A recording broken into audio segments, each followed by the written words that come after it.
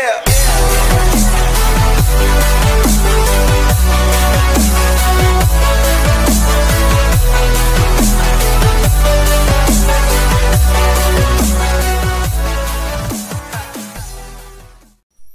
Assalamualaikum warahmatullahi wabarakatuh. Halo semuanya, bertemu lagi channel artikel baru asal-asalan.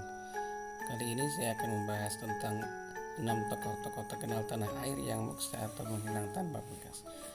Mungkin tidak banyak orang yang mengenal istilah muksa atau secara artian mudah adalah meninggal dunia tanpa meninggalkan jasad alias menghilang tanpa jejak.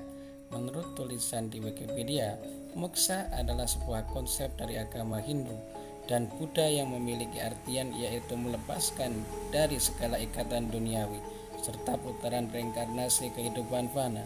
Istilah ini sudah dikenal sejak beratus-ratus tahun lamanya atau sejak zaman kerajaan.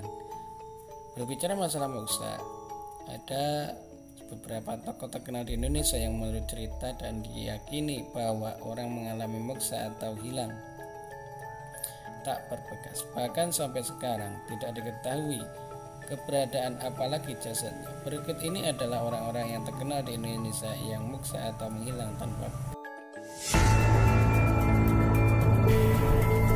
Yang pertama, Prabu Siliwangi.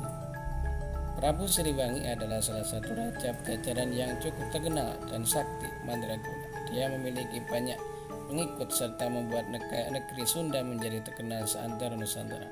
Ketika ajaran agama Islam masuk ke tanah air, dia mendapatkan desakan agar meninggalkan agama terdahulu dan menjadi seorang mualaf. Dikarenakan hal tersebut, Prabu Siliwangi memutuskan untuk menyingkir dari kerajaannya dan tidak berkenan masuk Islam. Sebelum mengambil tapa muksa, dia memberikan wejangan kepada para pengikutnya untuk memilih sesuai keinginannya sendiri.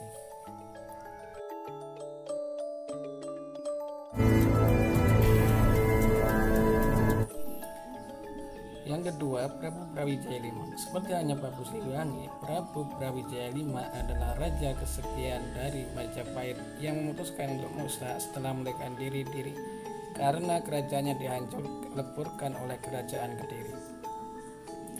Sebelum muksa, Prabu Brawijaya V masih memeluk agama Buddha dan di akhir keberadaannya dia meminta Sunan Kalijaga yang masih merupakan keturunan atau cucu untuk mengislamkannya. Setelah menjadi mualaf, Prabu Brawijaya V melakukan tapasik tingkat akhir di Gunung Lawu dan muksa.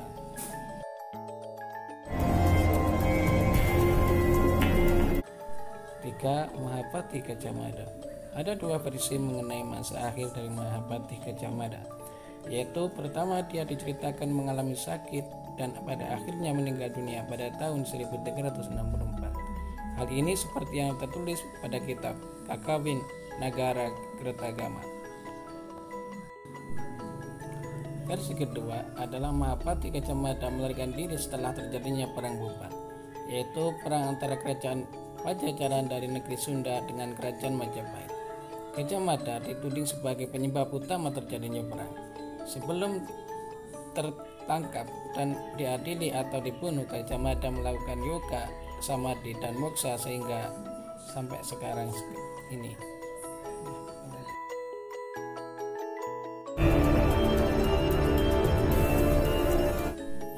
Yang keempat, Prabu Jayabaya. Dikenal dengan nama Prabu Jayabaya atau Jayabaya, dia adalah raja kerajaan salah satu pewaris tahta Prabu Airlangga atau Airlangga yang mendapatkan jatah wilayah di Jenggala, Kediri.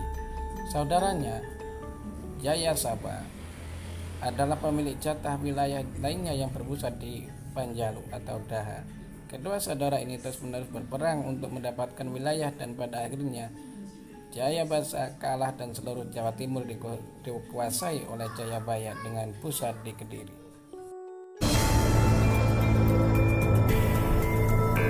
5. Sabdo Palon Nayagenggong.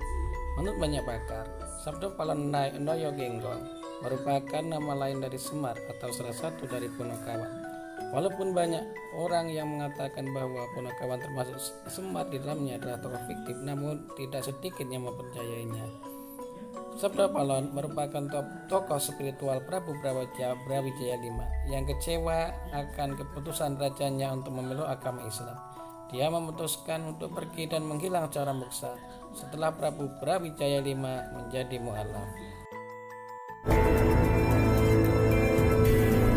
Yang keenam, Supriyadi. Memang sampai sekarang kisahnya masih simpang siur dan tidak pasti akan kebenarannya. Ada yang mengatakan bahwa Supriyadi meninggal sewaktu memberontak dari Jepang yang kala itu menjajah Indonesia, dan ada pula yang mengatakan bahwa pria asal Blitar ini menghilang tanpa bekas alias moksa. Mungkin banyak orang yang tidak percaya akan kejadian moksa seperti yang berlaku pada orang atau tokoh-tokoh terkenal di atas. Namun secara turun-temurun cerita menghilangnya orang-orang tersebut telah diyakini kebenarannya dan terus dilestarikan sampai sekarang. Percaya atau tidak, hanya Anda sendiri yang dapat menentukannya. Jangan lupa like, subscribe, dan share. Terima kasih. Walaupun menjadi raja yang